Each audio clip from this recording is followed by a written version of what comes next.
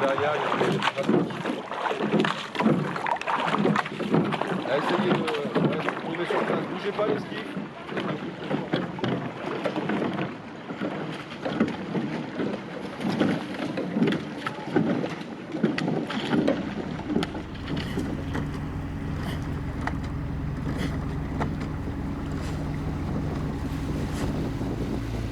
Le plus agréable de l'aviron, c'est la sensation de glisse qu'on a quand on rame. C'est une sensation super spéciale que quand on fait pousser les bateaux sur les jambes et après on lève les pelles de l'eau et c'est les bateaux qui avancent tout seuls. C'est une sensation tellement différente par rapport à les restes des sports qu'on a.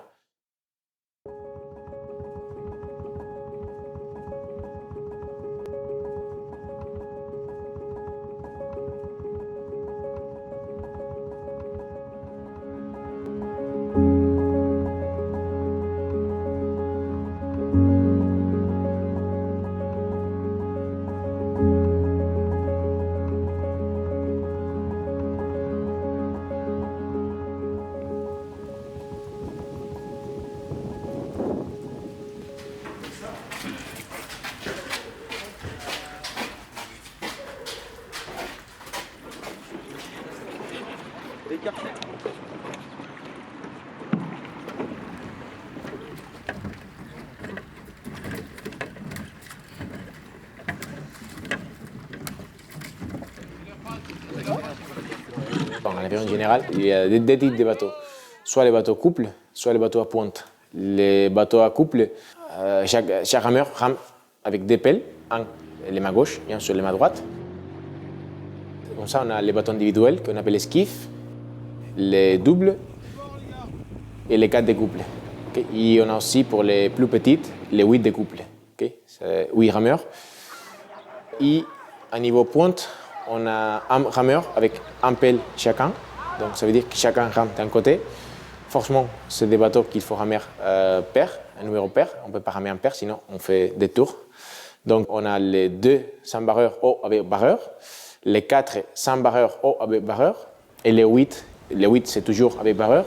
C'est le bateau plus connu à l'aviron. C'est un bateau qui fait environ 20 mètres. Et quand on fait la course, il arrive à vitesse de 30 km/h. Donc c'est un bateau important.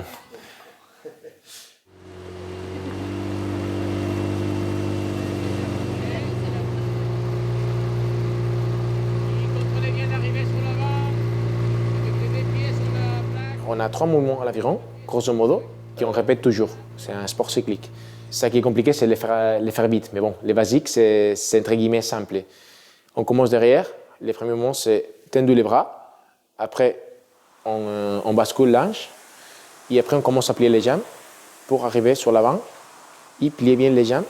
Arriver à chercher le plus loin possible pour balayer le plus possible. Après, on mettra les pelles dans l'eau.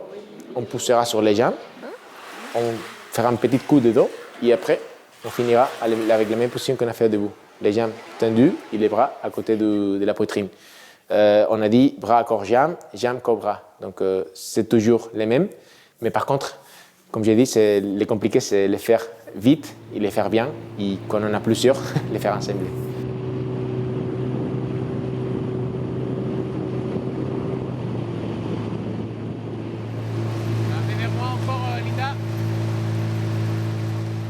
L'aviron, la force, on le fait avec les jambes. C'est la clé de l'aviron. Si on ne pousse pas sur les jambes, il n'y a pas de vitesse. Après, on additionne le reste du corps, mais c'est une addition. Ce n'est pas la force qui vient de là.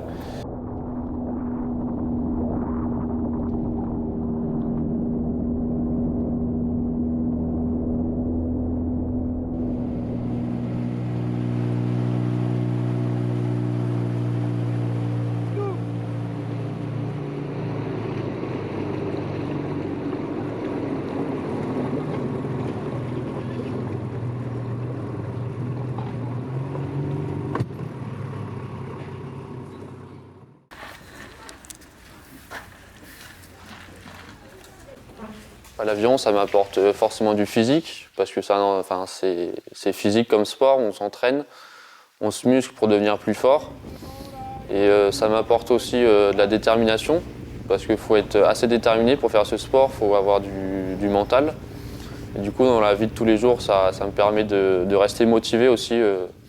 S'il y a des moments difficiles, je pense, enfin, ça me permet de rester fort et d'avancer. On passe par des émotions vraiment très très fortes, que ce soit au niveau de la joie ou même des déceptions ou même de la douleur physique par rapport aux entraînements. Du coup, de le faire ensemble, je trouve que ça rapproche vraiment beaucoup et les liens qui sont liés ils sont vraiment forts.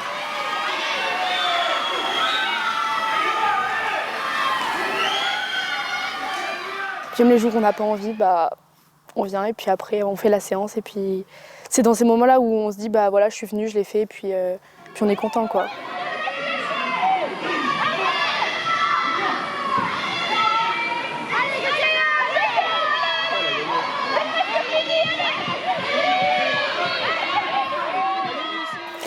Donc du coup je m'appelle Louane, je suis en première STSS. Je fais de l'aviron depuis 5 ans. J'ai découvert ce sport parce qu'ils faisaient des journées au collège.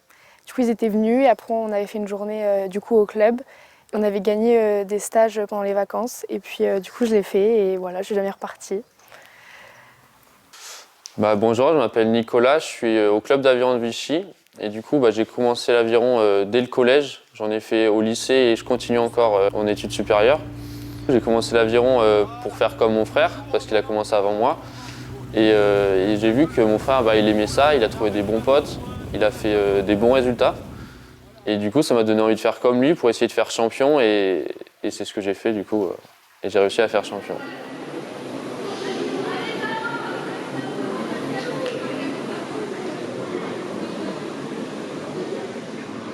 Du coup, moi, je suis en senior vu que j'ai plus de 18 ans. Du coup, en senior, il y a une catégorie de poids, il y a les PL et il y a les TC. PL, en fait, pour les hommes, c'est moins de 70 kg. Pour faire moins de 70 kg, il faut faire souvent des régimes. Et sinon, TC, il n'y a pas de régime, il faut manger beaucoup et faire beaucoup de sport. C'est comme la boxe, ouais. Si on veut être en PL, il faut qu'on se pèse juste avant la course et faire moins de 70 kg en moyenne dans le bateau. Moi, du coup, j'essaye d'entrer en PL. Je suis à la limite, je fais 72, du coup, il faudrait que je perde 2-3 kilos et ça passe. Un tout petit peu plus ta palette devant. Juste dans la reprise de la coque. Voilà. Pour l'entraînement, on divise très bien la saison. Il y a une part de saison qu'on appelle la saison d'hiver. C'est depuis la rentrée, en septembre, jusqu'au mois février. C'est le moment de la saison où on focalise surtout à niveau faire beaucoup de kilomètres. On ne monte pas l'intensité pour l'instant parce que l'aviron, c'est 80% aérobique. C'est un sport aérobique. Même si on le voit faire un effort énorme, c'est un sport aérobique. Il faut travailler en zone aérobique. Donc, il faut faire beaucoup de kilomètres en basse intensité, on va dire 150, 160 pulsations par minute. Avec ça, on aura la base pour commencer à augmenter l'intensité des entraînements. On aura plus d'entraînements plus intenses et plus exigeants jusqu'à la fin de la saison.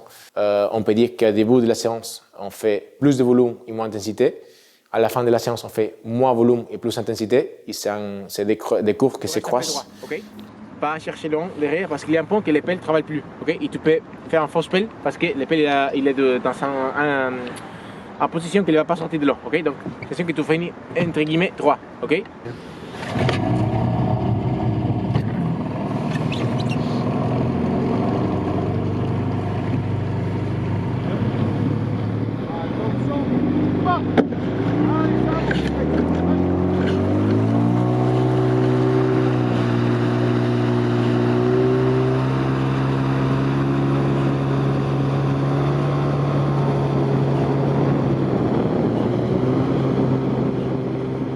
Forcément, il y a différents moments de la saison à niveau psychologie pour les jeunes. Les moments d'hiver, on va dire, entre décembre et février, où la nuit tombe plus tôt, venir entraîner à niveau psychologue, c'est dur.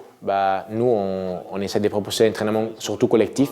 C'est le plus motivant, on va dire ça, au niveau d'aviron. Si on fait des entraînements collectifs, si on fait des entraînements individuels, tu as moins envie de faire quelque chose que si tu as un copain ou une copine à côté qui s'offre avec toi. Et parfois, c'est compliqué parce que les gens ils viennent démotivés, ils viennent fatigués. Et par contre, dès qu'il se met dans les trucs, généralement, tous arrivent à réussir à faire bien.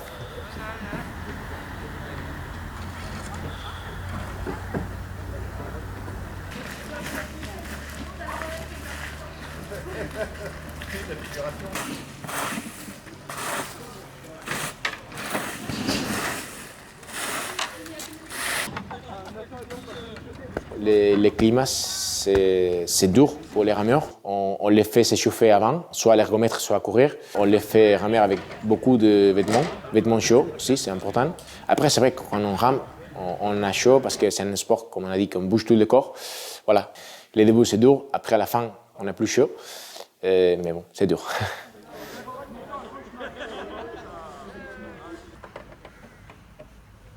C'est sûr que faire de la compétition, franchement, ça aide parce que les jours où on n'a pas envie de venir, on ne ferait pas de compète, on ne viendrait pas, quoi. Et c'est vraiment le fait que se dire que si nous, on ne vient pas s'entraîner, les filles d'en face, elles ne vont pas louper un entraînement comme ça, quoi. Donc voilà. Si on fait un 4, s'il y en a une qui ne vient pas, il n'y a pas de 4, quoi. Enfin, après, on fait d'autres bateaux, certes, mais on ne s'entraîne pas dans le 4. Donc oui, il faut venir pour soi et pour les autres surtout.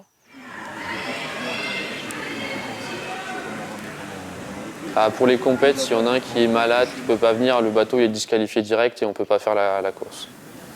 Du coup, moi, vu que je suis en études supérieures, j'ai diminué beaucoup le nombre d'entraînements, vu que je fais plus que, on va dire, 4 entraînements ou 5 entraînements par semaine.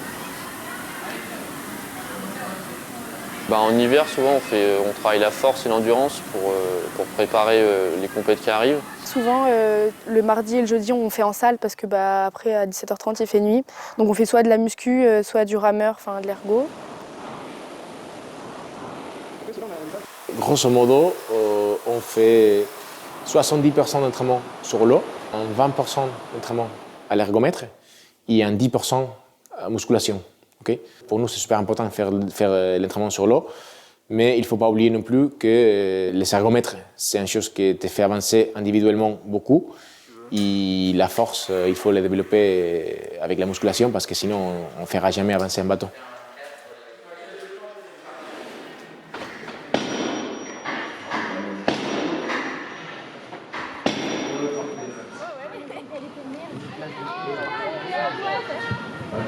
Parce que je déménageais pas. Et vous parlez, c'est bon les gars.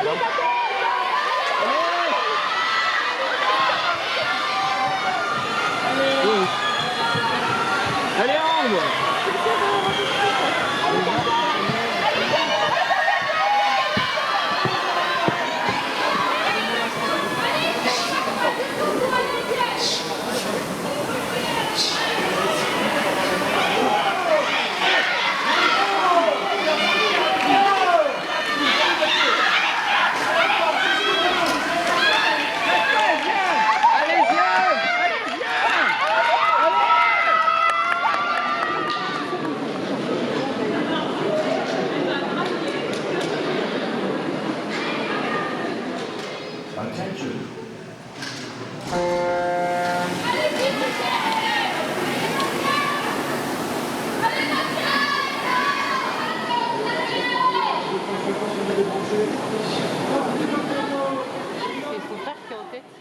Pour nous, les pulsations, c'est important, c'est la clé pour contrôler la zone d'entraînement. Si on lui demande à un jeune qu'il fasse 1 heure à 150 pulsations par minute, mais après il arrive à faire 175, il ne fait pas le travail qu'il faut.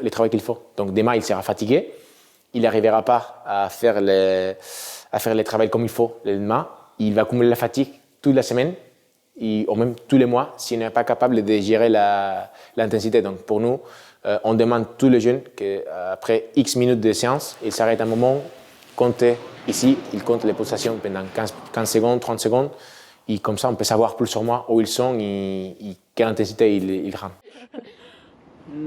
On va faire club, rotonde et aborder, ok?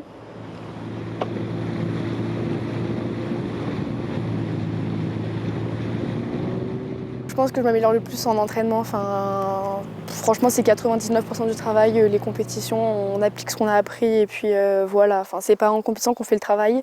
Après les stages, oui, on s'améliore en stage aussi, forcément parce qu'on s'entraîne, mais après On s'entraîne en intensité en stage parce que 2 entraînements par jour, presque tous les jours, ça pique quand même.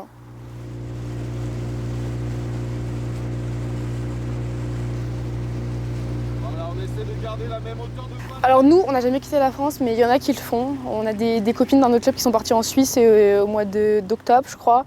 Mais ouais, après, on peut partir loin. On est parti à Marignane, c'est vers Marseille. Ça fait une petite trotte quand même. Après, on est parti plusieurs fois à Mantes-la-Jolie, à côté de Paris. Et on y retourne cette année, du coup. Pour les compètes les plus importantes, on part souvent la veille ou encore le jour d'avant pour ne pas avoir le voyage dans les pattes au moment de la course, de ne pas être trop fatigué. Et du coup, c'est sympa parce qu'il y a l'ambiance du club et avec la compète. Du coup, ça fait un week-end super sympa avec tout le monde et on passe des bons moments. Nous, les déplacements, on les privilégie en groupe, franchement, parce que normalement, les régates, c'est par plusieurs bateaux. C'est pas pour un seul rameur qui fait la régate, sauf s'il y a un rameur qui veut franchement, que ça nous intéresse qu'il fasse la régate, mais c'est pas le style du club. Normalement, on amène minimum 4 rameurs. Et les derniers déplacements, par exemple, on a amené 35 rameurs. Il nous en manque certains, mais bon, on essaye de bouger le plus possible. Comme ça, les coûts généraux sera moins cher.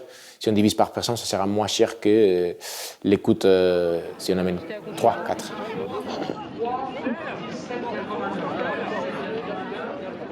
Après, là, on va faire le championnat de France en quête de couple, qui sont à Mantes-la-Jolie. On a la régate de Vichy, du coup, c'est ici. Après, c'est une petite régate, hein, c'est pas une grosse compète, mais bon, c'est à Vichy, quoi, donc c'est sympa. Et puis, voilà.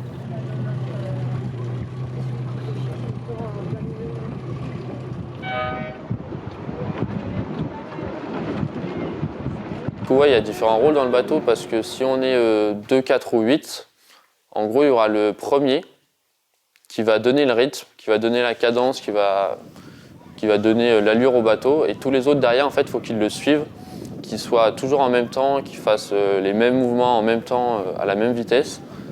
Et du coup, moi, j'ai le rôle souvent de suiveur. Je suis plutôt à l'arrière du bateau et je suis les autres pour faire avancer tout le reste du bateau.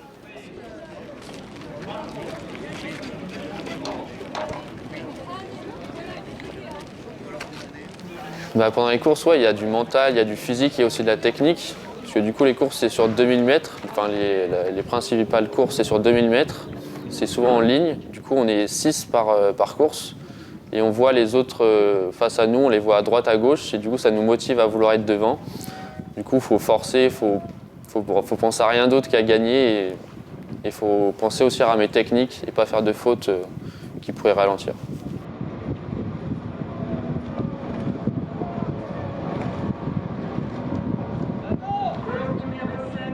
Après, des fois, dans certaines courses, tu peux faire une fausse pelle à la dernière minute, tu rames, et en fait, ta pelle, tu la tournes mal. Du coup, elle prend l'eau et ça freine tout le bateau. Et, tu peux être devant et finir deuxième ou troisième.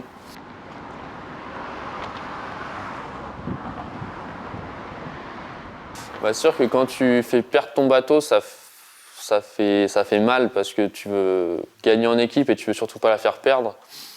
Et si tu fais une fausse pelle, tu t'en veux, du coup tu essaies de t'entraîner plus pour la prochaine fois et être meilleur.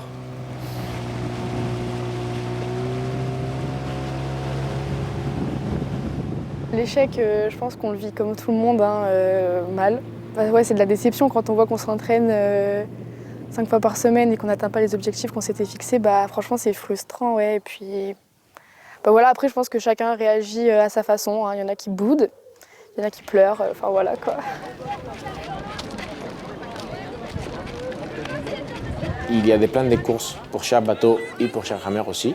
Ça qui fonctionne pour certains, ça ne marche pas pour les autres et l'inverse. Moi, je suis plutôt pour un départ vite et après rester le plus longtemps constant. Et après la moitié aux 3/4 des courses, on mettait la cadence, on mettait la vitesse, on mettait l'intensité, machin, jusqu'à la fin. Ici en France et au club, c'est un peu différent pour l'historiel qui est au club de comment faire une course et comment faire avancer un bateau. Il y a plein de compétitions qu'on peut dire faire un départ le plus vite possible pour rester accroché à le reste du bateau, pour ne pas partir et déjà rester derrière. Normalement, au milieu, tu fais un relance de 10-15 coups. pour, si tu es derrière, t'accrocher à ceux qui sont premières. Et si tu es devant, pour essayer de te mettre bien sur l'avant et t'écarter un peu du reste. Et à partir du dernier 300 mètres, il faut, à l'élevage final, on mettait la cadence, on mettait l'intensité, gagner, j'ai gagné, c'est possible. Allez Vichy! Allez Vichy! Allez Vichy! Allez! Allez Vichy!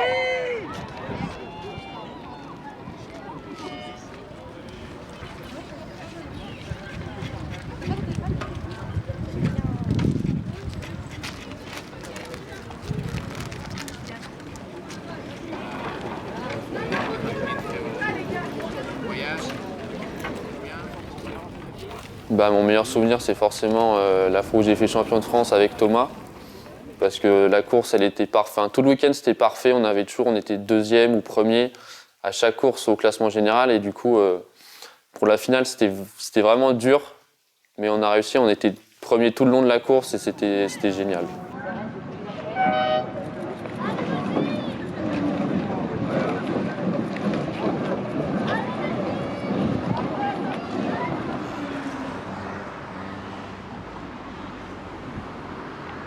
Ouais, mais du coup, franchement, l'aviron, c'est un sport hyper complet. Et puis, c'est à la fois collectif et individuel. Enfin, je sais que, on le fait pour les autres, mais je sais que ça aide aussi beaucoup pour soi. Enfin, je pense que l'aviron, ça nous a tous un peu aidés dans notre vie personnelle. Enfin, on tire des leçons incroyables, quoi. Quand on fait du sport à haut niveau, après, on retient des morales. Ouais, franchement, c'est cool.